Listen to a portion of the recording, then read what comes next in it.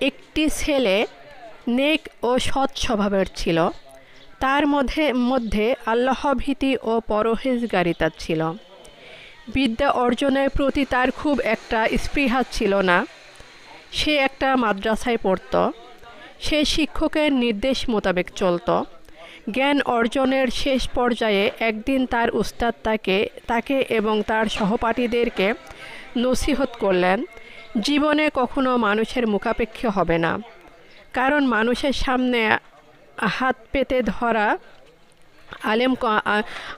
আলেম কল্যাণ থেকে বঞ্চিত হয়।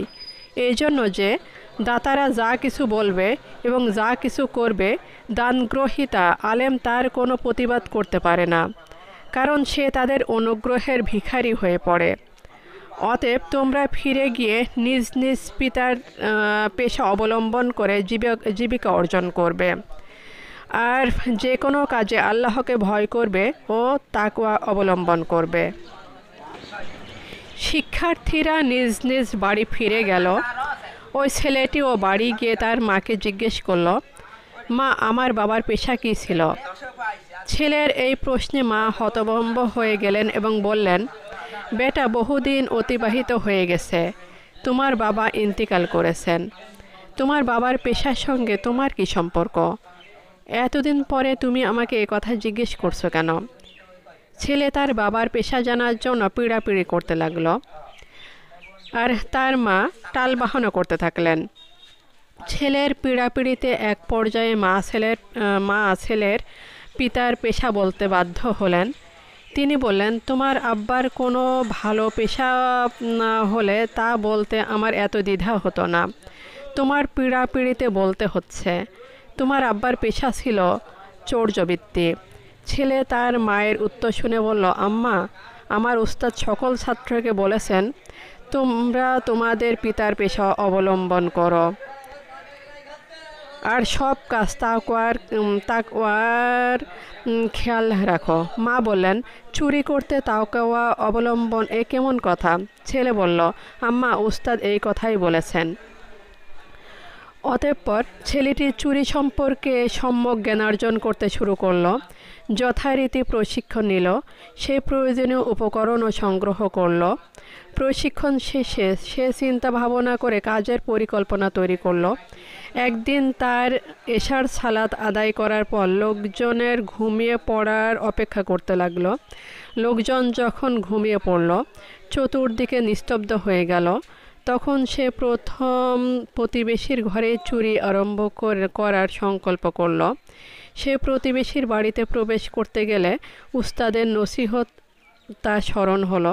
সে মনে মনে বলতে লাগলো, প্রতিবেশীর ঘরে চুরি করা ও তাকে কষ্ট দেওয়া তো তাকওয়া বিরোধী কাজ, এতে আল্লাহ তাআলা অসন্তুষ্ট হবেন।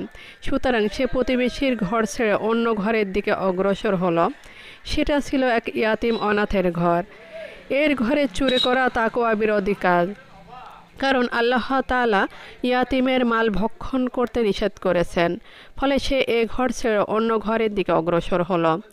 এভাবে যখনই সে কোনো ঘরের কাছে আসে এবং চুরি করার ইচ্ছা করে, তখনই কিছু না কিছু ভাবনা তার মনে উদয় হয়। অতঃপর তাকওয়া বিরোধী কাজ ভেবে আরও অগ্রসর হতে থাকা। এভাবে সে একটা ঘরের কাছে এসে দাঁড়ালো। এটা জনৈক ব্যবসায়ীর ঘর। সে একজন বিখ্যাত ব্যবসায়ী। তার একটা মাত্র কন্যা সন্তান। মনে মনে বলল, হ্যাঁ, এই ঘরে চুরি করা চলে। অতঃপর চাবি দিয়ে তালা খুলে ঘরে প্রবেশ করে দেখল এতে অনেকগুলি কক্ষ রয়েছে।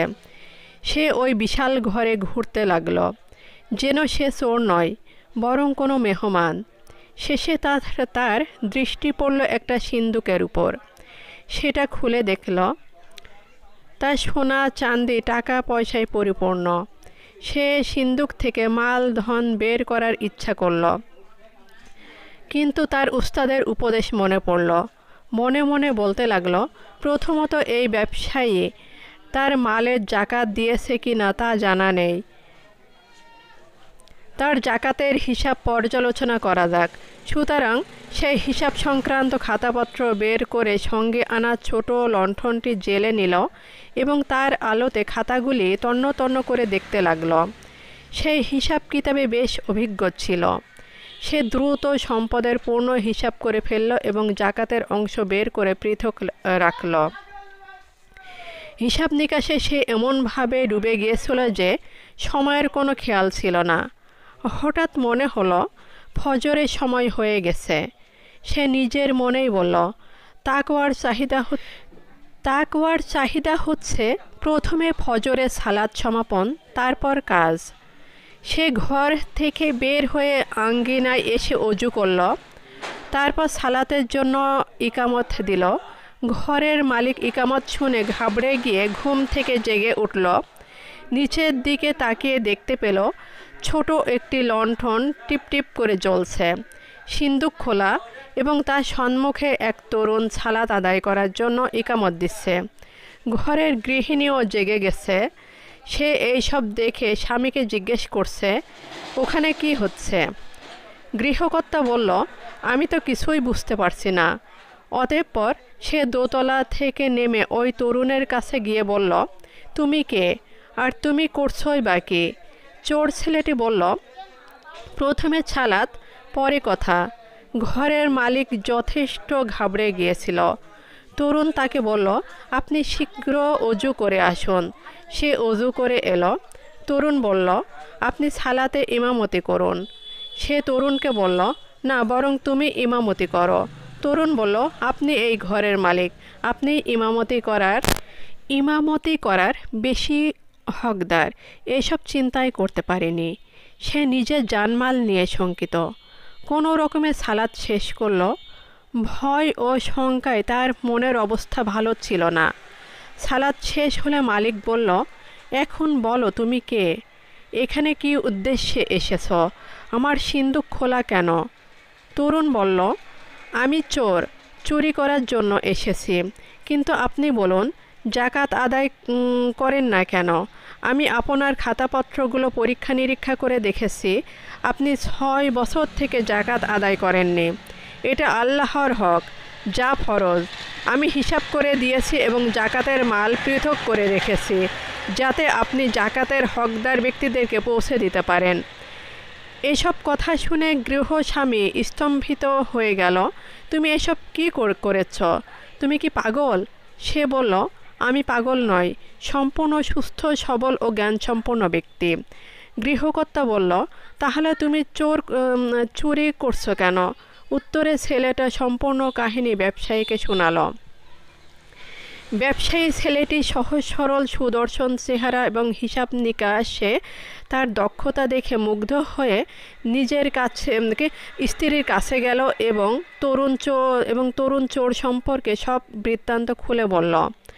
অতঃপর সে বলল, তুমি তোমার একমাত্র কন্যার বিবাহের জন্য পেরেশান ছিলে। আল্লাহ তাআলা তোমার ঘরে পাত্র পাঠিয়ে দিয়েছেন। সব কিছু শুনে স্ত্রীও একমত পোষণ করল।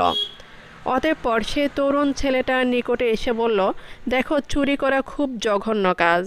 তোমার ধন সম্পদ দরকার হলে এবং তুমি চাইলে আমি তোমাকে আমার সম্পদের অংশীদার করতে পারি।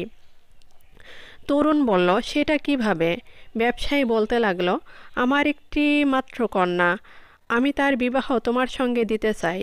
আমি তোমাকে আমার সম্পদের প্রধান হিসাবরক্ষক নিয়োগ করতে প্রস্তুত আছি। তোমাকে বাসস্থান ও প্রয়োজনীয় অর্থ আমি প্রদান করব। তুমি তোমার মার সঙ্গে পরামর্শ করে নাও।